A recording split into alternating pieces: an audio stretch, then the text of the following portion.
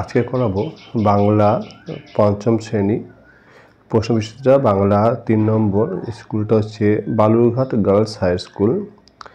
উত্তরগুলো সব দাগ দিয়ে দিয়েছি। একটা হচ্ছে খ হবে বরফ পড়া শুরু হতেই, 2টা খ শীতের শেষে, 3টা উত্তর হবে গ বালক, 4 খ ডুলুং, 5 ক শীতের ভোরে,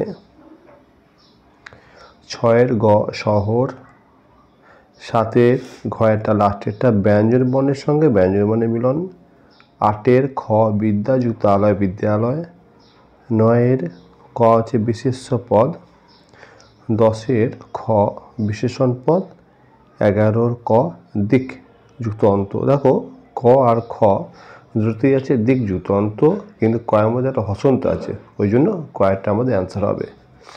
এবার যে দুয়ের উত্তরগুলো আমি টাইপ করে গেছি সেটা দেখিয়ে দিচ্ছি। এই দুয়ের যে প্রশ্নগুলো আছে, ডুলং নদীর আদিবাসী নাম কি, এগুলো আমি টাইপিং করেছি সেটা দেখাচ্ছি।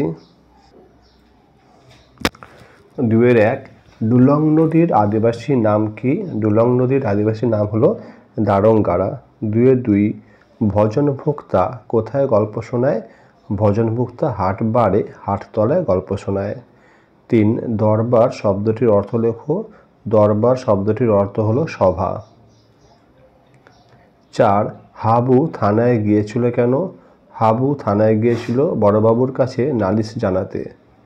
5 যার যত ফরমাস সব তুমি করো। এখানে ফরমাস শব্দের অর্থ কি? এখানে ফরমাস শব্দের অর্থ হলো আদেশ। 6 দুঃখে আমি সারা দিন রাত ভগবানকে ডাকি। এখানে বক্তা হলো হাবু।